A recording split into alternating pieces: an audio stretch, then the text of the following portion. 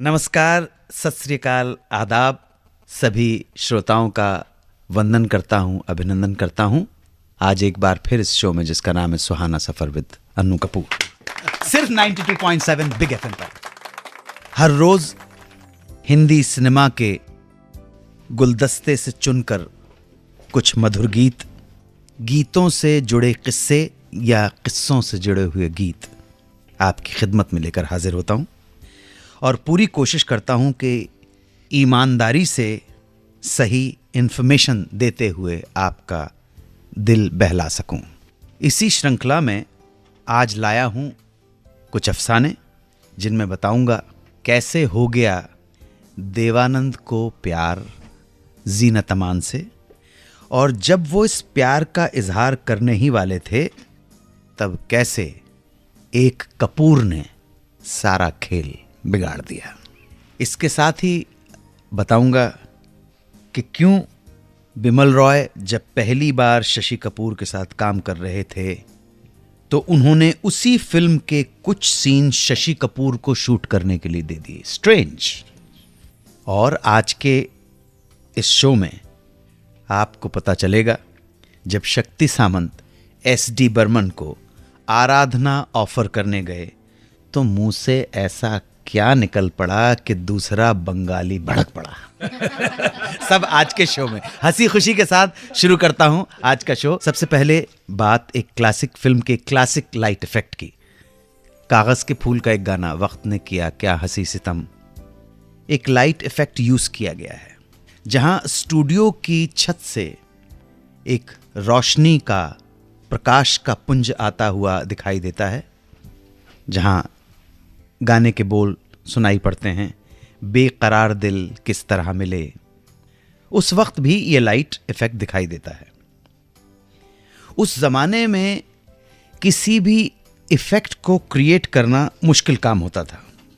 ऐसी लाइट्स मौजूद नहीं थी और फिल्म की टेक्निक उतनी प्रोग्रेस पे नहीं पहुंची थी, उतनी आगे नहीं बढ़ी थी जो इतनी ऊंचाई से बिना फैले हुए एक लाइट स्पॉट बनाया जा सके। इस फिल्म के कैमरामैन थे VK मूर्ति साहब। फिल्म की शूटिंग शुरू हुई थी मुंबई के महबूब स्टूडियो में। VK मूर्ति ने अपनी एक किताब में इस लाइटिंग इफेक्ट के बारे में बताया है कि सुबह और दोपहर के वक्त जब महबूब स्टूडियो की छत से सूरज की किरणें स्टूडियो के अंदर आ जाया करती थी तब स्टूडियो में मौजूद धूल की वजह से एक पैरेलल बीम बनती थी जो दिखने में बहुत खूबसूरत और इफेक्टिव लगती थी। एक दिन गुरुदत्त ने उस बीम को गौर से देखा और VK मूर्ति से पूछा क्या उन्हें यह सिमिलर इफेक्ट मिल सकता है। मूर्ति साहब ने कहा श्योर, मिल सकता है, पर यह इफेक्ट एक पर्टिकुलर टाइम पर ही बनता है, इसलिए हमें जिस वक्त यह बनता है उसी वक्त शूट करना होगा।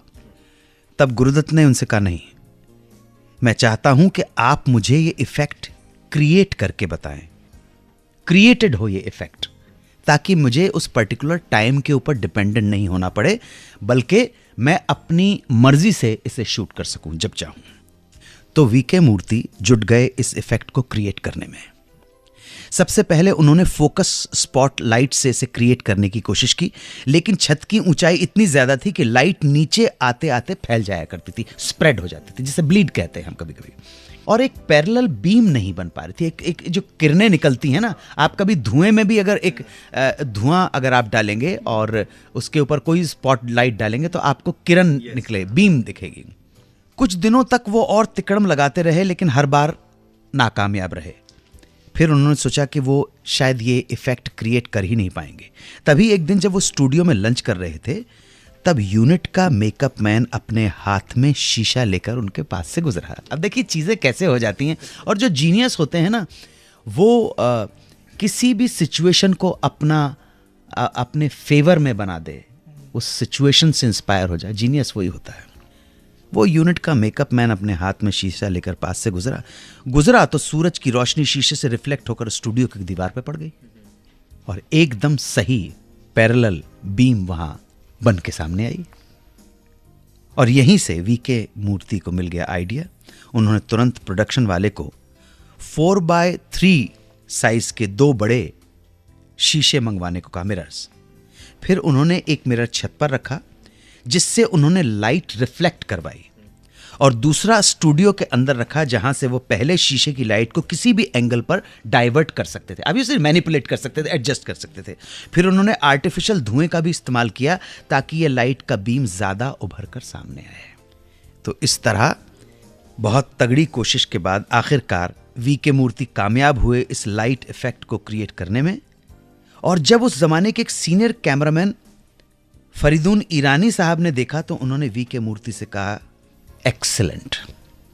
और कागज के फूल के रिलीज के बाद रिव्यूज में आया कि फिल्म की वीके मूर्ति की फोटोग्राफी इतनी शानदार थी कि कहानी के पात्र अलग से निखर कर सामने आते हैं। जोरदार तालियां वीके मूर्ति साहब के लिए। कब हो गया एवरग्रीन स्टार देवानंद को जीनत अमान से प्यार, और जब उन्होंने जीनत को अपने दिल की बात बताने के लिए डिनर पे ले जाने का चक्कर चलाया तो कैसे एक कपूर स्टार की वजह से मामला हो गया गड़बड़, और देवानंद नहीं कर पाए अपने प्यार का इजहार। इस किस्से का इजहार करूंगा थोड़ी देर में, तब तक आप सुनते रहें Suhana Safar with Annu Kapoor. 92.7 Big FM पर सुनते रहिए रेडियो का number 1 show Suhana Safar with Annu Kapoor.